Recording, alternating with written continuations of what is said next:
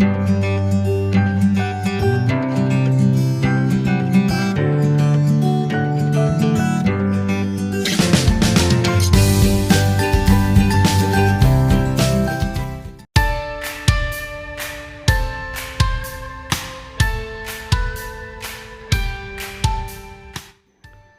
Friends, ഇന്ന് ഞാനിവിടെ വന്നിരിക്കുന്നത് ഒരു നാടൻ റെസിപ്പി ആയിട്ടാണ്. ചക്കപ്പുഴുക്ക്. മലയാളികൾക്ക് പൊതുവേ ചക്ക ഒരു ഇഷ്ടവിഭവമാണല്ലോ. അപ്പോൾ നമുക്കിതെങ്ങനെയാണ് ഉണ്ടാക്കാമെന്ന് നോക്കാം. ചക്ക ഇങ്ങനെ നീളത്തിൽ അരിഞ്ഞ് വെച്ചിട്ടുണ്ട്. ഇതിലേക്ക് ഞാൻ 1/2 കപ്പ് വെള്ളം ഒഴിച്ചു കൊടുത്തിട്ടുണ്ട്. ആവശ്യത്തിന് ഉപ്പും കൂടിയും ചേർത്ത് കൊടുക്കാം. 1/2 ടീസ്പൂൺ മഞ്ഞൾപ്പൊടി ഇട്ട് കൊടുക്കാം. എന്നിട്ട് നല്ലപോലെ മിക്സ് ചെയ്ത് കൊടുക്കാം. ചക്ക കട്ട് ചെയ്യുമ്പോൾ നല്ല തിന്നായിട്ട് കട്ട് ചെയ്യേണ്ട ആവശ്യമില്ല.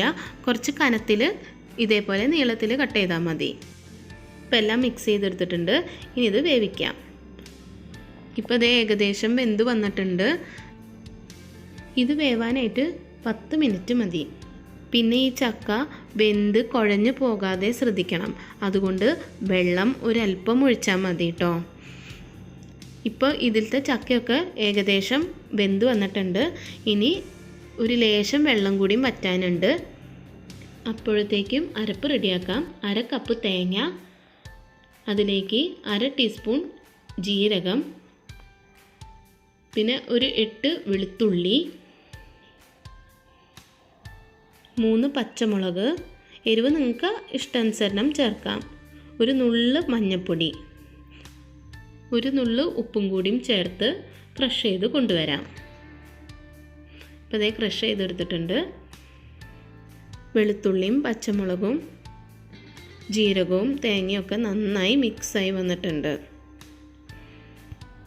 ഇപ്പോൾ ഇതേ ചക്കയുടെ വെള്ളമൊക്കെ വറ്റി വന്നിട്ടുണ്ട്. ഇനി നമുക്കിതൊന്ന് താളിച്ചിടാം. അതിന് ഞാൻ വെളിച്ചെണ്ണയാണ് യൂസ് ചെയ്യുന്നത്. വെളിച്ചെണ്ണ ചൂടായി വരുമ്പോൾ 1 ടീസ്പൂൺ കടുക് ഇട്ട് കൊടുക്കാം. ഇനി 3 വറ്റൽമുളക് പൊട്ടിച്ചിട്ട് കൊടുത്തിട്ടുണ്ട്. ആവശ്യത്തിന് കറിവേപ്പിലയും കൂടി ഇട്ട് കൊടുക്കാം. ഇനി നേരത്തെ ക്രഷ് ചെയ്ത് വെച്ച തേങ്ങയും കൂടിയും ചേർത്ത് കൊടുത്തിട്ട് നല്ലപോലെ മിക്സ് ചെയ്ത് കൊടുക്കാം. ഇതിൻ്റെ പച്ചമണം ഒന്ന് മാറിക്കിട്ടാൻ വേണ്ടിയിട്ടാണ് നമ്മൾ ഒരു 2 മിനിറ്റ് ഇതേപോലെ ഇളക്കി കൊടുക്കുന്നത്. ചക്കയിൽ ഇപ്പോൾ ഉപ്പ് കുറവാണെങ്കിൽ നിങ്ങൾക്ക് ഈ ടൈമിൽ കുറച്ച് ഉപ്പും കൂടിയും ഇട്ട് കൊടുക്കാം. ഇനി ഈ കൂട്ട് നമുക്ക് ചക്കയിലേക്ക് ഇട്ട് കൊടുക്കാം.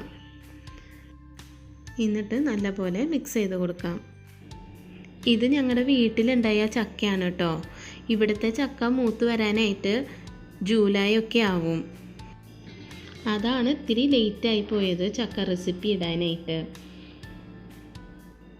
അങ്ങനെ നമ്മുടെ ചക്കപ്പുഴുക്ക് ഇവിടെ റെഡി ആയിട്ടുണ്ട്. അപ്പോൾ ഇത്രയേ ഉള്ളൂ. വളരെ സിമ്പിളായിട്ടുള്ള ഈ ചക്കപ്പുഴുക്ക് നിങ്ങൾക്ക് എല്ലാവർക്കും ഇഷ്ടമായി എന്ന് വിശ്വസിക്കുന്നു. ചക്ക നിങ്ങൾക്ക് കിട്ടുവാണെങ്കിൽ ഇതേപോലെ ഒന്ന് ട്രൈ ചെയ്ത് നോക്കൂ.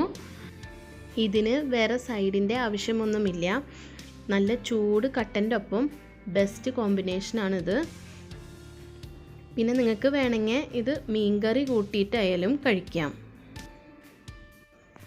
നിങ്ങൾക്ക് എൻ്റെ വീഡിയോ ഇഷ്ടമായെങ്കിൽ ലൈക്കും ഷെയറും കമൻറ്റും, പിന്നെ ഇതുവരെയായിട്ടും സബ്സ്ക്രൈബ് ചെയ്യാത്തവർ ഒന്ന് സബ്സ്ക്രൈബ് ചെയ്യണേ.